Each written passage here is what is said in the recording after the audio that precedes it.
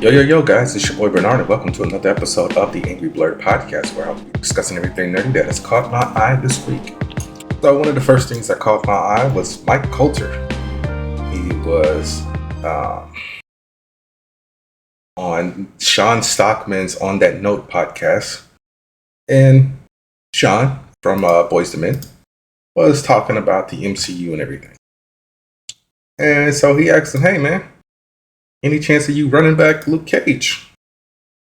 So he said, "I've had conversations," which before I was like, no, because when it wrapped, I love playing Luke Cage, but I love acting and doing difficult things. So I was like, I'll just do something else. I love the fans and I love that world. And it's been years now. So I'm doing other projects, but now I think to myself, I have some unfinished business here. He said, I talked to Chio about it. And he was the creator and the showrunner on the Netflix series. And I was like, at a point, I got some unfinished business. And he's like, come on, man. We got to run this back because, Daredevil's back. Jessica Jones is back because Kirsten Ritter is in season 2 of Daredevil Born Again. So he said, I think we're in a better position to come into fruition faster than we think. And I was giving no one hope before, but now I'm giving hope at least. So, yeah, I think I would like to see Mike Colter come back as Luke Cage because that was around the time that Netflix and Marvel ended their partnership and Marvel Television got shuttered. So they were pretty much ending all the shows that were under the Marvel Television banner. So that was like also around the time that Agents of S.H.I.E.L.D. was ending on ABC. They canceled Cloak and Dagger. Runaways ended on Hulu. I think MODOK is actually still going because I don't know if that's under Marvel Animation or what. Same thing with Hitmonkey. Legion. There was another show that wasn't part of the Netflix shows, but I can't. Oh, Agent Carter. So yeah, I think I would like to see Mike Colter return. And I think I actually brought this up before. Bring everybody back from the Netflix era except Finn Johnson.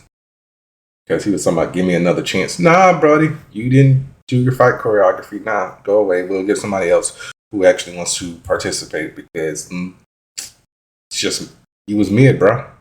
I got nothing else to say about that. Just keep Finn Jones away from Iron Fist. All right, my next story is in regards to Netflix. So, everybody knows that, a lot of anime is on Netflix.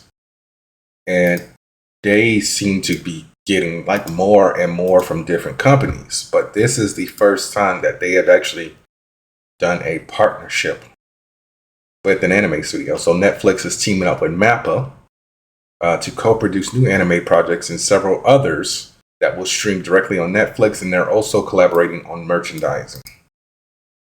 So MAPPA does going to what anime series they've done, let's say, in like the past decade. So they did something called Days, Yuri on Ice, Gaara Show Vanishing Lane, which I've heard about. Keep in mind, I've probably never seen any of these. Banana Fish, Zombieland Saga, The God of High School. They did Jujutsu Kaisen. They did season 4 of Attack on Titan. Zombieland Saga Revenge, Remain, season 2 of Vinland Saga, Chainsaw Man. They're doing Rama 1/2 on Netflix as well. Season 2 just wrapped up of that. Something called Oblivion Battery. They're doing season 2 of that, which will start next year. Hell's Paradise season 2, season 3 of Jujutsu Kaisen. Dorohedoro season 2. And as far as film goes, they did the Chainsaw Man, the movie Reziarch, Jujutsu Kaisen, Hidden Inventory, Premature Death, the movie, The Rose of Versailles, Attack on Titan, the movie, The Last Attack, Mabaroshi, Jujutsu Kai Zero. So yeah, I mean, it is what it is, but they put out a press release on January 20th. It said that Netflix lauded Studio MAPPA as a studio that continually pushed the boundaries of traditional anime production, valuing creators' freedom and passion while innovating both creatively and strategically. Yeah, according to Netflix, this anime viewership has tripled over the past 4 years. I'm sorry, the past 5 years, making 2024 a record-breaking year for the streamer and the anime area. So, best thing they can do is just lean more in the anime. So NAPPA actually put out a press release that said we have worked with Netflix on various projects in the past, but this expanded partnership is based on MAPPA's core belief in being an independent studio both creatively and in business. Japanese animation studios must proactively lead every stage from understanding global audiences' needs to developing projects to reaching viewers and expanding related businesses. MAPPA is committed to deepening our collaboration with Netflix, aiming for a long-term win-win partnership. So cool. I mean, like I said, I don't really watch that much anime. The only thing I'm really watching in the anime space right now is Ranma 1/2. Didn't watch Chainsaw Man. Didn't watch Jujutsu Kaisen. I didn't finish Attack on Titan.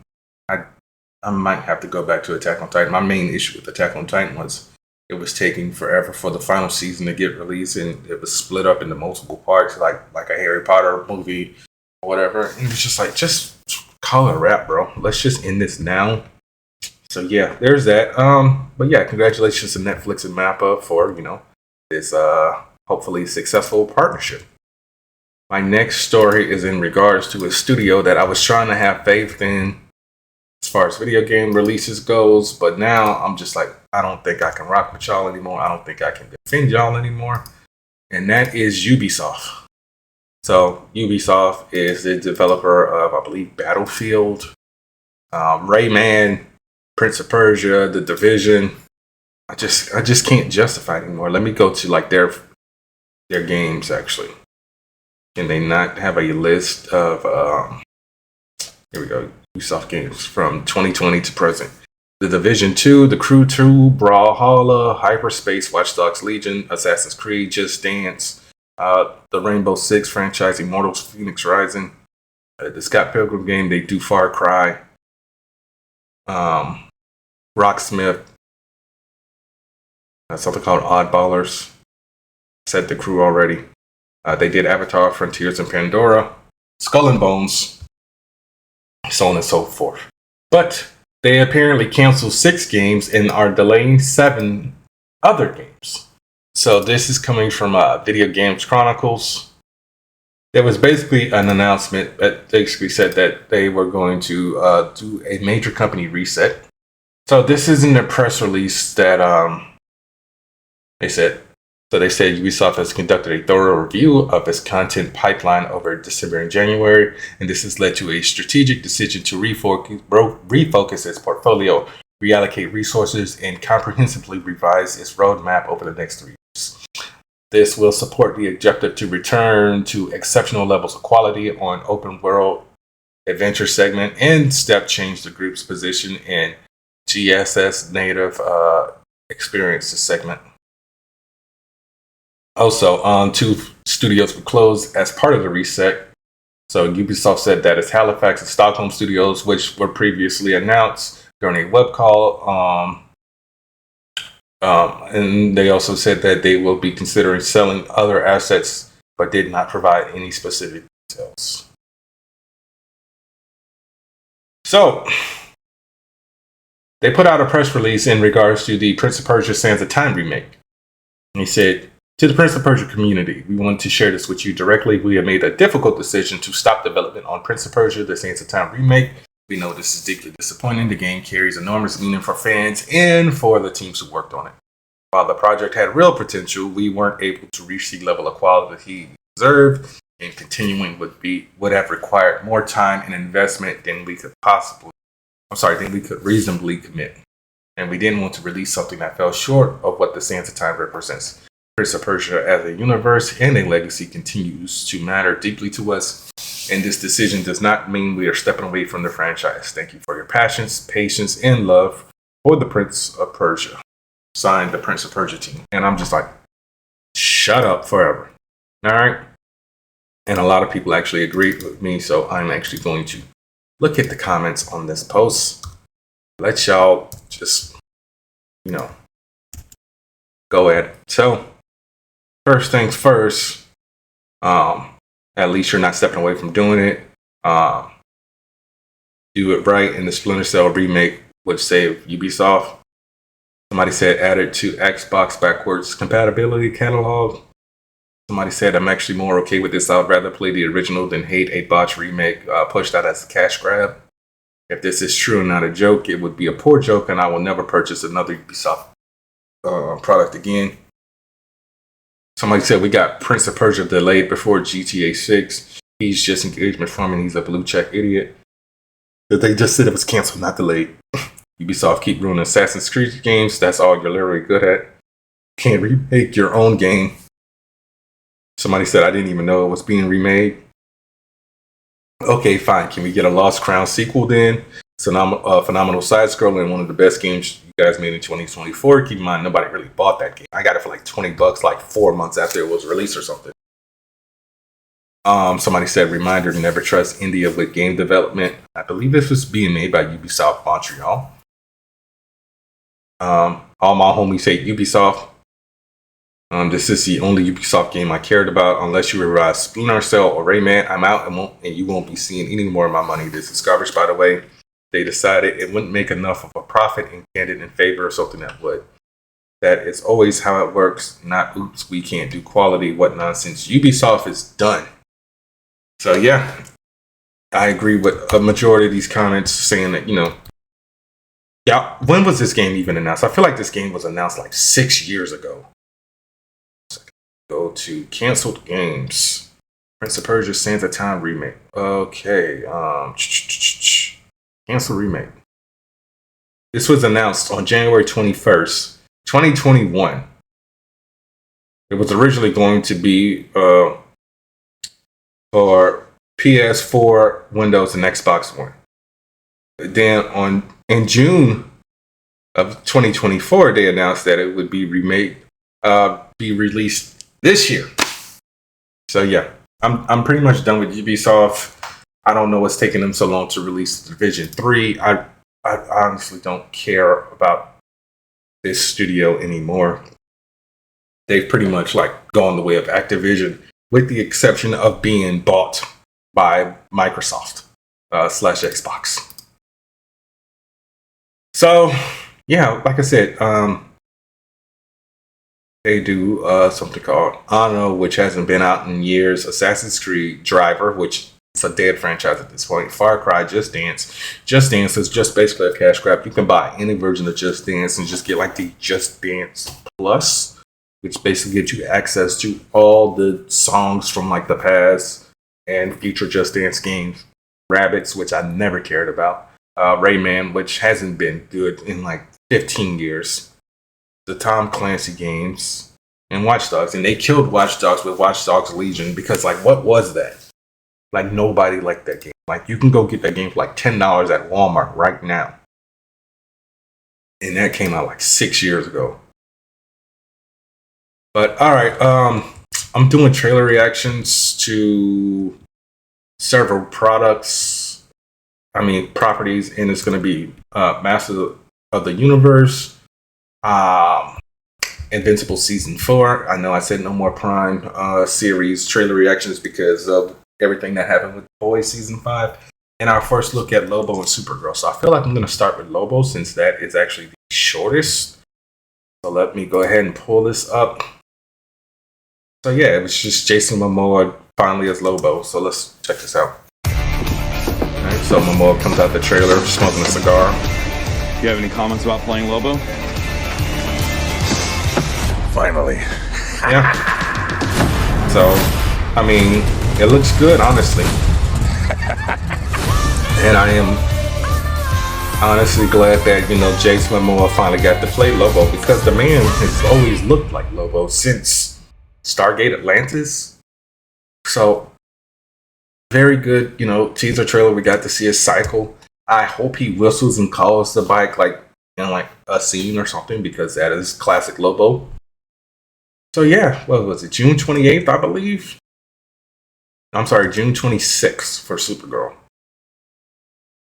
All right, so now let's just watch this Invincible trailer. Hopefully, you know, Prime does not decide to flag me. But like I said, this is the last month I'm doing live viewing trailer reactions. Like I'll probably still discuss them like as they come out, you know, with like a screenshot of said trailer and everything. But let's go ahead. Invincible Season 4. We also got the announcement that Denai Guerrera, another Walking Dead alum, will be voicing Universa in this season. So let's get this started. Mark, take a night off. We don't get to take a night off. Yeah, still damaged from his fight with Conquest. So many people would still be alive. I'll do anything to stop that from happening again. It's not who you are, Mark. But trauma like that breaks people. Yeah. Things are changing, Mark, and not for the better. Oh, God. Gabby's powers are still messing up. Okay. We need to show the world that even after everything that happened, the Guardians are still here. Oh yeah, those guys are back. Dinosaurs! Come on! From what might be coming our way. There's Universa. I'm sorry, Mark. We need your Ellen and Nolan. How do you feel about war? The Viltrumite How do you feel about it? will always be a threat to Earth. But each day, Tech we Jacket. add more allies to break Battle their Beast is hold back. on the galaxy. Together, we have a chance to end this war forever. I can help. How much does this job pay? Oliver. No. No tricks this time. How do I know you're telling the truth? You'll have to trust me. There will be loss. There will be sacrifice. I'm sorry. We must all face judgment for the evils of our past if we want any hope to change our future. This is serious, Shapesmith. Really, bro? This is fruit punch. Would you like some?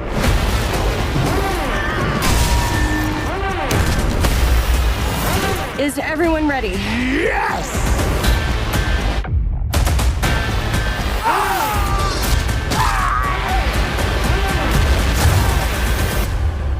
We stick together. That's how we win this. All right. What's with the skull? Oh, Thrag. Leave no one alive. Okay, March 18th. And I think Lee Pace was the best person to do the voice of Thrag. Like, that voice was just very kind of somewhat commanding. But yeah, can't wait March 18th for that. Just quick spoiler alert for the comic Invincible. You might want to fast forward about 30 seconds or so. I wonder if this is going to be the season where Anissa rapes Mark. What the hell? Because that does happen in the comics. Oh my God, no way. And, you know, the show is more or less being faithful to the comics, but I wonder if that's actually going to happen. So yeah, there's that. All right, let's check out this Masters of the Universe trailer so then I can actually talk about, you know, the far right and the incels all losing their shit. So let's check this out. Okay, good. 2.5 minute trailer. Hopefully they don't reveal too much. All that stuff that only It exists looks good. in legends and bedtime stories. Eternia looks good. Talking Oh, okay, tigers, Castleberry Skull. spaceships, and magic swords that can make a man as mighty as a god. Where I come from, that stuff is real. Adam.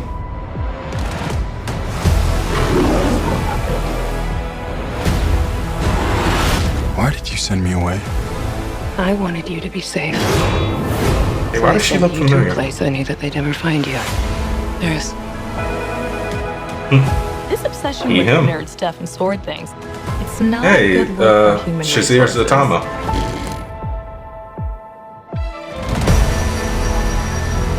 I know it sounds crazy, but that sword is gonna show me the way home.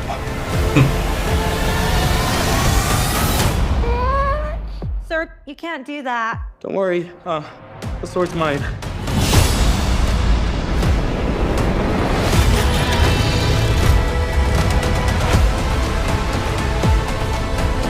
Discover your true power. Tila!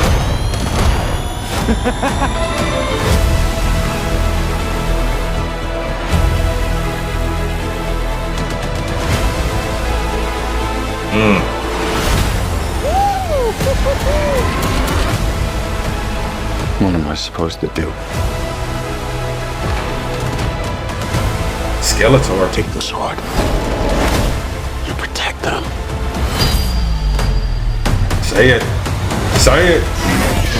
Witness what? The power? Okay, witness how he became. Say it. I have the power. I have the power!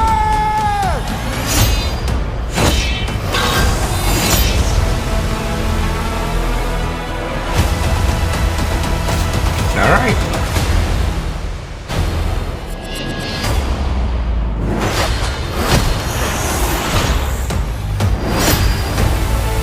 June 5th.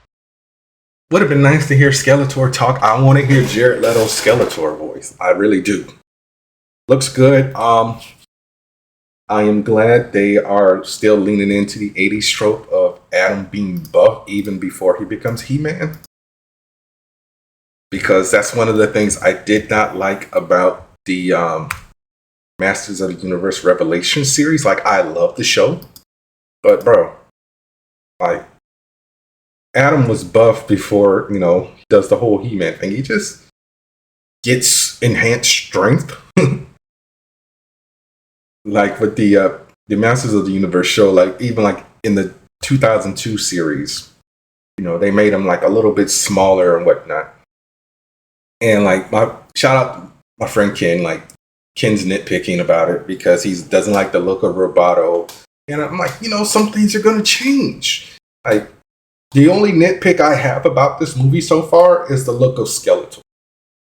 Like, it's not a mask per se, but it's not, I wanted them to kind of like do more like a Hugo Weaving and Red Skull type situation with Skeletor. Like, it's a lot of prosthetics because it still kind of looks like a mask, but it's not like a horrible mask like the Frank Langella version of Skeletor in the 84, 85 movie.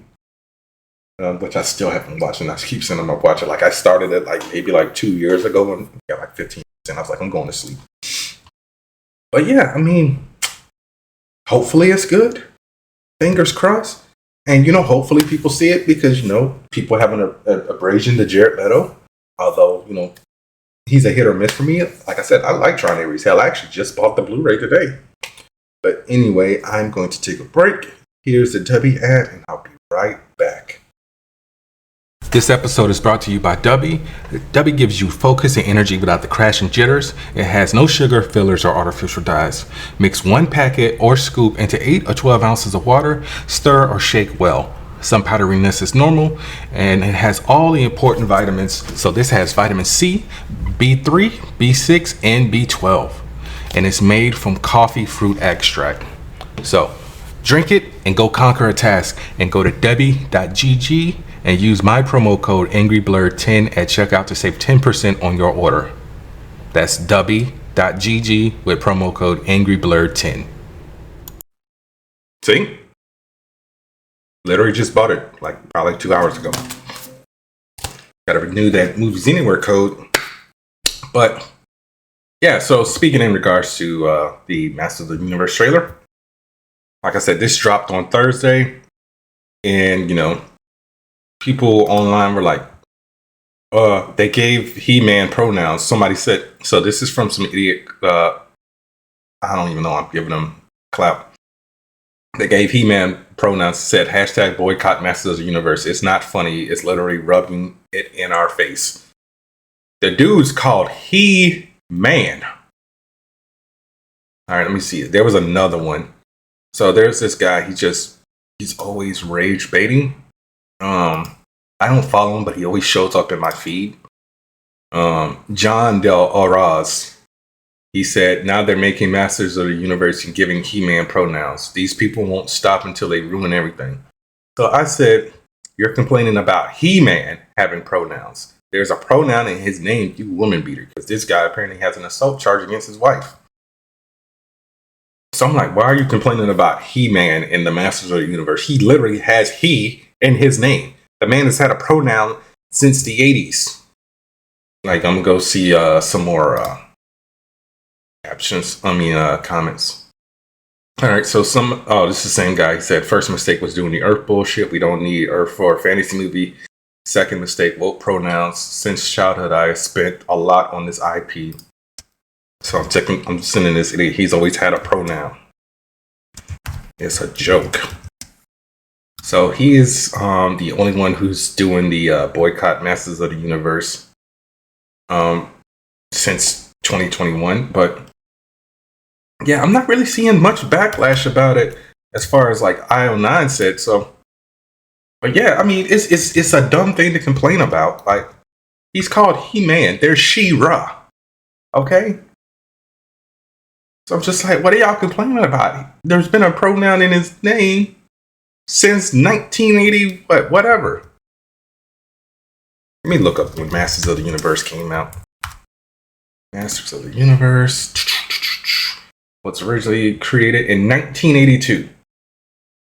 Get over yourself, Optimus Prime Time. You're a blue check idiot paying for a check. But you know, you want to quote, freedom is the right of all sentient beings, but yet you get upset about pronouns. Anyway, next story. Sony, I am glad that you are doing this because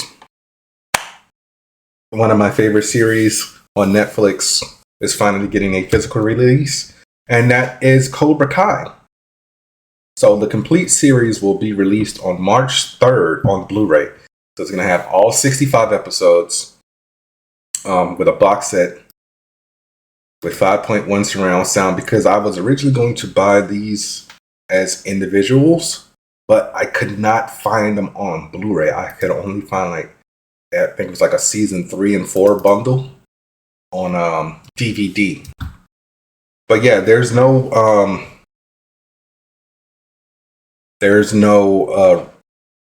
price mark yet on how much this is going to cost. 65 episodes, maybe like $70, $80, because Smallville is like $129. You go on Amazon and see how much Smallville is at the moment. And that's like 217 episodes. Smallville, really? Smallville, the complete series Blu-ray is $166. I don't know if this is actually sold by Amazon. This could possibly be a third party. Yeah, this is a third party. But I think I spent like $120 something on it. Like, let me type in like Batman the Animated Series, complete series. Because that's probably a better gauge, because that was like $60 something. But this is $44.96. So I don't know, honestly, but I'm gonna buy it. I'm gonna buy that, and then, you know, I'll probably get the Karate Kid movies on Blu-ray because I have none of them at all. And I'll get Karate Kid Legends, which I haven't found the 4K of, but I know it's out, so I'm gonna have to probably go to Grove, since I don't ever see it on Prime Video for some weird reason. But yeah, so there is that. All right. Some more God of War casting news. Max Parker will be playing Heimdall.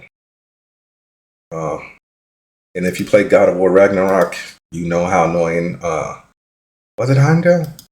I believe. Who was annoying. But he was on Boots on Netflix, and he was in Vampire Academy. I have not seen anything that he was in. Like, I'm looking at his filmography right now. Okay, he was in an episode of Doctor Who from this season. I mean, from last year, the Robot Revolution episode. I'm trying to remember what episode was the Robot Revolution. Oh, okay, that was the second episode. I mean, the first episode of season 2. He wasn't the incel guy, right? Because that was Adam. Oh, he was one of the guys who was stuck on the planet who got murked. So yeah, I mean, hopefully, the series is good, but fingers crossed. As much as I can cross them, I have jacked up joints, so I gotta do that and do that. Anyway, my next story is basically, I don't know who I can compare these guys to. Maybe the closest thing I would be able to say is the Chris Farley and David Spade of the millennial youth are linking back up to do another movie. So Kenan and Kel, a few years ago they did Good Burger 2 on Paramount Plus, but now they will be doing a movie. So they are doing Kenan and Kel Meet Frankenstein. So this is going to be inspired by the classic Abbott and Costello films, and the story is two fellow delivery drivers whose routine drop-off takes a terrifying turn when they arrive at a creepy, out-of-place castle and accidentally awaken Frankenstein's monster, turning an ordinary night into a fight of survival. So Jonah Feingold is attached to write the script. I have no idea who Jonah Feingold is. I'm going to look him up real quick. On his filmography, he has done nothing I've seen. He did a movie in 2021 called Dating in New York that he directed, wrote, and produced. Did another movie called At Midnight, which came out in 2023 that he directed and wrote. A movie in 2023 as well called Xmas, which was released on Freevee, which stars Leighton Meester and Robbie Amell. I might check that out because I like Robbie Amell. Although I did not watch Upload. He was the lead in Upload. But he was on The Tomorrow People, and he played Firestorm in the Arrowverse. He is Stephen Amell's cousin, who once upon a time I thought was his brother. Just because, Amell, they look alike somewhat. So, the first thing you're going to think of is brothers. Anyway, my next story is simply this. Why on earth do dumb things get made every day? I used to have an abrasion to Crocs, but I don't buy Crocs. But this just made me mad. Lego and Crocs are doing a collab for a pair of Crocs that look exactly like Lego bricks that are going to cost $150. What the hell? If I see anyone legit wearing these, I might punch you in the face. I don't know if the stock in Crocs is going down or what, but I'm like, come on, really? I'm going to the Crocs website right now to see, okay, these will be coming out on February 16th. I don't think they've done anything like this bonkers in years as far as wearable stuff. They have Crocs iPhone and AirPod cases, which is fine because that's a case. But bruh, if you make hold on, they got a Peanuts collab. Please don't let me see what these look like. Okay, so these are just Crocs with Snoopy and Charlie Brown around the rim of the heel. That's fine, but last thing you want to do is wear a pair of Crocs that like Woodstock or Schroeder. But yeah, it's a dumb thing. I cannot justify anybody wearing Lego brick Crocs. So yeah, I'm done. Okay, so Cinemacon is around the corner. It would be April 13th through the 16th. And if you guys recall, Cinemacon is just basically Comic-Con for all the major film studios. I mean, they pretty much do the same thing at, NYCC and SDCC. They just flesh out the movies more because, honestly, can we make Comic-Con about comics again? So, April 13th is going to be a Sony day, which is, and they also have how long they're going to be showcasing their stuff. It's going to be 2 hours and 15 minutes for them. The 14th is going to be Warner Brothers. They're going to have a 2-hour slot. And on the 15th, Universal will have a 2-hour slot, as well as Amazon MGM Studios. They will have a 1 hour and 45-minute slot. And that Sunday will belong to Paramount and Disney. Paramount is going to have an hour and 45-minute slot, while Disney is going to have a 2-hour slot. And Disney, I'm pretty sure it's just going to be Secret Wars and possibly Doomsday and possibly Secret Wars stuff. Because Sony is going to have Spider-Man Brand New Day. Maybe we'll get a look at Toy Story 5, which I need to watch Toy Story 4. But everybody else, I don't know, because I don't think we're getting any more Ghostbusters. Oh my god, it's fucking again. Hold on a second.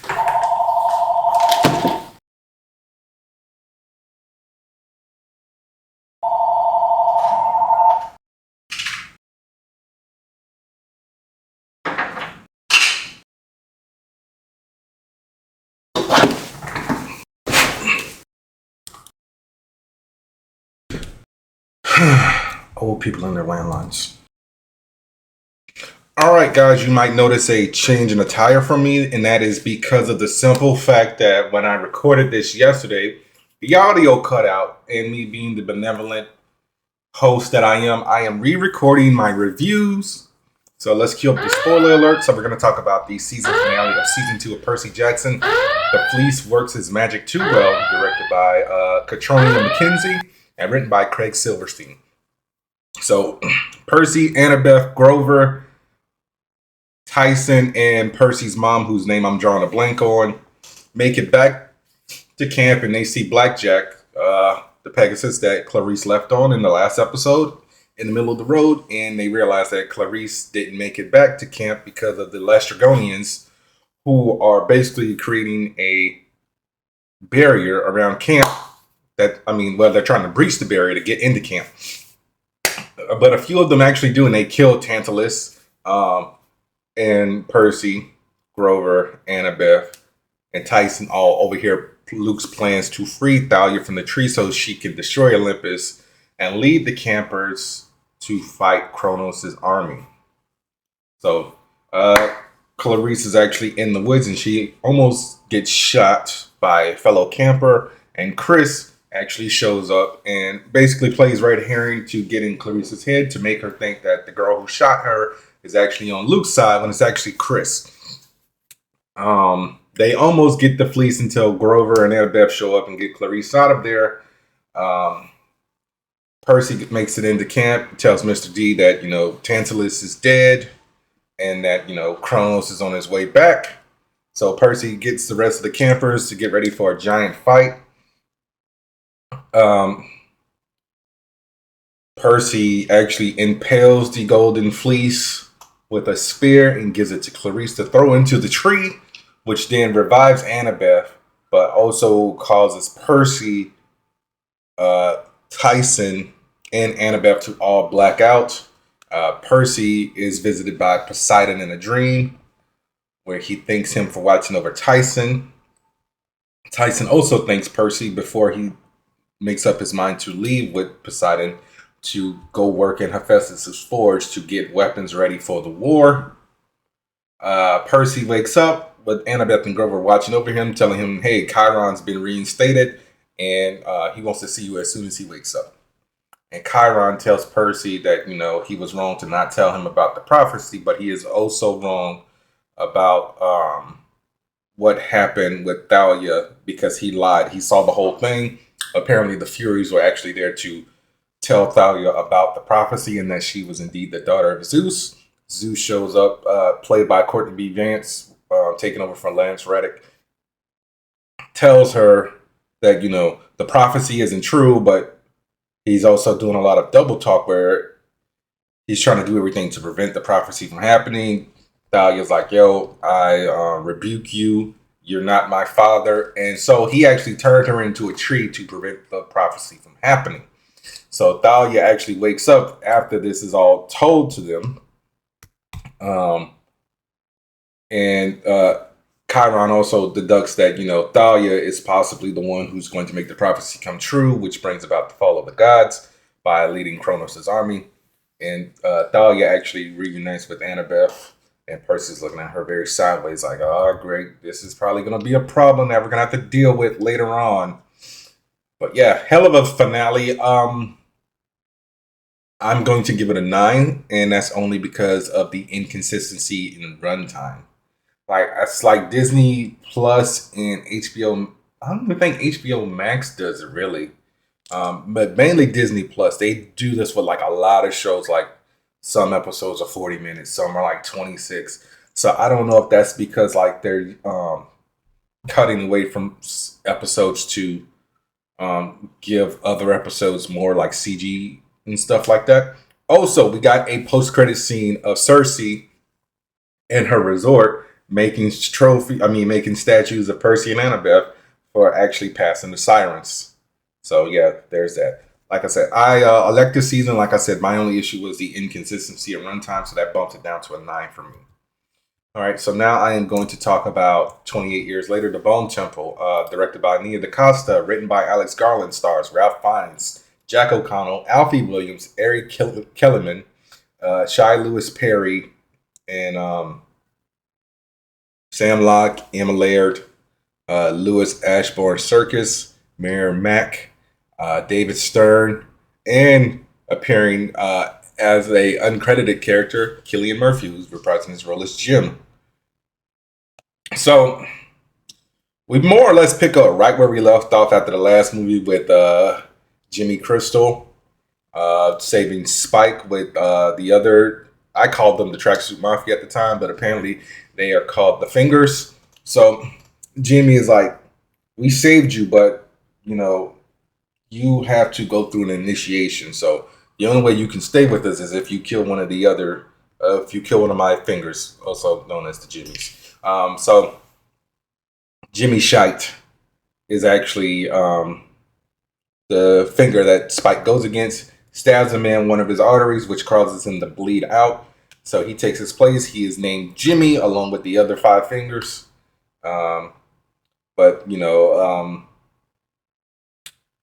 Jimmy Inc., who is played by Aaron Kellerman, is the more empathetic one, and Jamina is the sadistic one. So we see Kelson still working on the Bone Temple, basically making an ossuary after all those who's killed, who's died from the outbreak. Samson keeps visiting him because Samson is low-key getting addicted to the morphine. So like Kelson is having conversations with him and it's like trying to help him regain his humanity. And then it gets to the point where Samson shows up, doesn't even attack him. And like, yo, they just start hanging out. He's still drugging him though, just to be on the safe side. He's dancing with them and everything, telling them stories. And, you know, it gets to the point where Kelson is one night telling Samson, hey, I'm almost out of morphine and I'm pretty sure you're getting addicted to this. So I don't really think you're going to want me around after this, but I can give you something that takes you out of your misery. And he's basically getting ready to euthanize him when he says, hey, Moon. So Samson speaks and Kelson's like, wait, maybe we can actually do something about the rage virus. So Jimmy and the 5 fingers go to a farm where a guy named Tom and his pregnant girlfriend Kathy are. After going on a, I don't know if they were going foraging or what, but they left somebody behind because he decided to get cocky and try to kill one of the infected and it didn't work out for him. So they show up to these people's house and they skin them alive. Kathy actually gets away. Tom actually gets the chance to become one of the fingers. He ends up going after Jamina because he thinks that she's the weakest. Meanwhile, Jimmy Inc. is like out scouting. And Spike is not in the barn because he's like, I don't want to deal with this. And Jamina is literally like cutting like his arteries and everything. Basically, he can't like use one of his legs. Use one of his arms in the fight. And he's about to get killed. And then Kathy like drops a basically a hook on his head, on Jamina's head. And then Jimmy and the finger see her and they start chasing her, but then the barn also catches on fire because Tom uses what last little bit of strength he has left to kill Jamina, and I think he killed another finger. Yeah, he killed another one. So Jimmy sends Spike after Kathy, and Spike is like, yo, take me with you. And she doesn't trust him, so she actually gut checks him and leaves and locks the gate. And Spike goes back to Jimmy, tells him a version of what happened. He's like, yo, should I pray to old Nick, who was basically the devil, to either keep you around or to kill you. And Jimmy Ink is like, hey, how about we go see old Ink and Exum ourselves, because she saw Kellison dancing with Samson and thinks that he's the devil. So then they go to the woods, and they're like,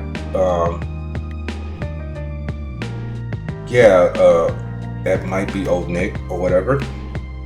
So then Jimmy goes down and talks to Kellison, and Kellison tells him he's not the devil, he's a doctor, and he gives him like his whole backstory. And Jimmy's like, hey, I got a group of people with me who think you're the devil. They're gonna kill you if you don't play along or whatever. So he's like, okay, come back tomorrow and we'll work something out. Come back tomorrow evening and we'll work something out. So he goes back to the Fingers, tells them, old Nick says, look, come back tomorrow and we'll have an audience, and only I can speak to him. So Kellison starts, getting equipment ready. He's got speakers all over the place. Gets some Iron Maiden ready, some face paint, some hallucinogens. Spike tries to escape in the morning, but Jimmy Fox actually gets ready to kill him, but then Jimmy Ink kills him. So that causes them to lie to Sir Jimmy and tell him that, hey, Fox was trying to escape because he was scared of old Nick. So they go down. Kellison is playing a number of the beasts while exposing them to hallucinations, and they were getting ready to go about their way to go murder, pillage, and plunder or whatever, as Jimmy wanted them to do. But then Kellison recognizes Spike, and he's like, hey, no, I need you to do what Jesus did for his father and, sacrifice yourself. And Jimmy don't like that, so Jimmy shanks Kellison, tells him the whole situation was bullshit. And the last two Jimmys, Jimmy Snake and Jimmy Jones, actually try to kill Jimmy Ink and Spike, but Jimmy Ink kills them both. They also, Spike also stabs Jimmy in the chest with a knife for, basically killing Kellison. And they tie him up on an inverted cross. Meanwhile, Samson has been given some hallucinogenics or something like that. I can't remember. And I'm sorry, antipsychotics. And he starts to remember, his childhood, because he goes back to the train that we actually saw him in 28 years later. And we get a flashback of him as a kid, and he sees an infected as the train guard, and he's like, I don't have a ticket. But then he gets attacked by a bunch of infected, so that's where he's at. So he shows up later. Meanwhile, Jimmy's on the cross. He envisions Samson as the devil, who begs him to take him with him, but he takes Kellison and says, I'm sorry, Kellison, or whatever. No, he says thank you. Takes his body. Meanwhile, Jimmy gets eaten by a bunch of infected. And meanwhile, the next day, we see Jim, who we haven't seen since 28 days later, with his daughter Sam, teaching her about World War II and whatnot. And then they go out scouting, and they see Jimmy Ink, also known as Kelly, and Spike running from a bunch of infected. And Sam's like, should we help them? And Jim's like, yeah, let's go help them. And that's how the movie ends. I loved it.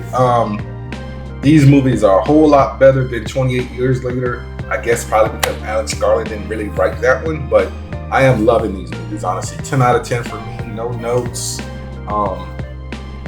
Go see this one, because if this one doesn't recoup, we more than likely will not get the third. But yeah, guys, that's it. So that was another episode of the Angry Blerd podcast. Be sure to rate, review, subscribe, tell a friend and tell a friend. Go to w.gg, use my promo code AngryBlerd10 at checkout to save 10% on your order. Y'all be easy. Peace.